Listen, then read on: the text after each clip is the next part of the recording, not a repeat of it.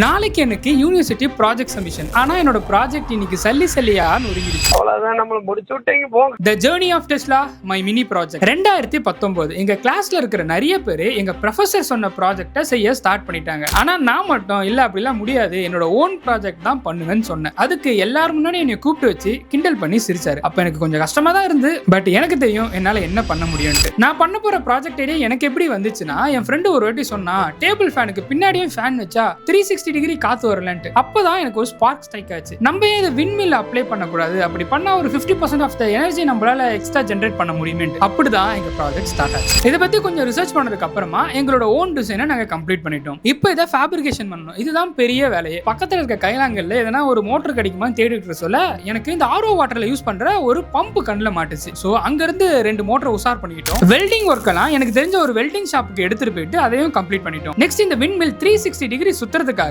ஒரு stem ready பண்ணேன். அந்த ஸ்டெம்முக்கு மேல ஒரு பேஸ் பிளேட்டை வச்சு அதுக்கு மேல 2 மோட்டார் அண்ட் ஃபின்னோட ஹெட்டை கனெக்ட் பண்ணிட்டேன். நெக்ஸ்ட் ஃபின்னை ரெடி பண்றதுக்காக அதோட டிசைனை A3 ஷீட்ல பிரிண்ட் அவுட் எடுத்து அதை ஒரு PVC பைப் மேல பேஸ்ட் பண்ணி கட் பண்ணி ரெடி பண்ணிட்டோம். அண்ட் எல்லாத்துக்கும் பெயிண்ட் அடிச்சு ஃபைனல் டச்சா டெஸ்லா ஏர் பவர் டர்பைன் ஸ்டிக்கரிங்கும் பண்ணிட்டோம். இப்போ இந்த விண்மில்ல இருந்து வர டிசியை ஏசியா கன்வெர்ட் பண்ணும். அதுக்காக ஒரு மினி போர்ட்டபிள் இன்வெர்ட்டர் ரெடி பண்ணேன். எங்க காலேஜ்ல போய் டெஸ்ட் பண்ண சொல்ல எங்க விண்மில் சுத்தவே இல்லை. பிகாஸ் அந்த ஃபின்னோட சைஸும் கம்மி, திக்னஸும் அதிகம். அண்ட் நாங்க டெஸ்ட் பண்ணதோ செகண்ட் ஃப்ளோர்ல, அங்க காத்தும் கம்மியா தான் அடிச்சது. அந்த ஸ்டேஜ்ல என்னோட ப்ராஜெக்ட் ஃபுல்லா கம்ப்ளீட் ஆயிடுச்சு. நான் நினைச்சிருந்தா அதை சப்மிட் பண்ணிருக்கலாம். அங்க வர எக்ஸ்டர்னல் கிட்டயும் இங்க அடிக்கிற காத்து கம்மியா இருக்கு, அதனால தான் இது ரொட்டேட் ஆக மாட்டேதுன்னு என்னால கதை விட முடியும். பட் நான் அதை பண்ணல. பிகாஸ் என்னோட மோட்டரே இது சக்சஸ்ஃபுல்லா பண்றது தான். சோ ஆஃப் டேல நானும் என்னோட ஃப்ரெண்டும் விண்மிலோட மேல இருக்கிற ஆஃபை மட்டும் கழட்டி வீட்டுக்கு எடுத்துட்டு வந்துட்டோம். வீட்டுக்கு வந்த உடனே ஃபின் சைஸை 1 மீட்டருக்கு இன்க்ரீஸ் பண்ணி புது பிளேடை ரெடி பண்ணோம். ரெடி பண்ண பிளேடை செக் பண்ணலான்ட்டு எங்க வீட்டு மொட்டை மாடிக்கு எடுத்துட்டு போயிட்டேன். அங்க அடிச்ச காத்துல அந்த விண்மில் வேற லெவல்ல ஒர்க் ஆச்சு. ஆனா ஒரு ஸ்க்ரூ லூஸா இருந்தனால ஃபின்ஸ் கீழே விழுந்து சல்லியா நொறுங்கிடுச்சு. சோ டெஸ்டிங்ல எல்லாம் சாதாரணம்ட்டு புது ஃபின்ஸை நைட் எல்லாம் உட்காந்து ரெடி பண்ணி அடுத்த நாள் மார்னிங் காலையில போய் அசெம்பிள் பண்ணியாச்சு. திருப்பி அதை செக் பண்ணலான்ட்டு எங்க காலேஜ் மொட்டை மாடியில வச்சுட்டு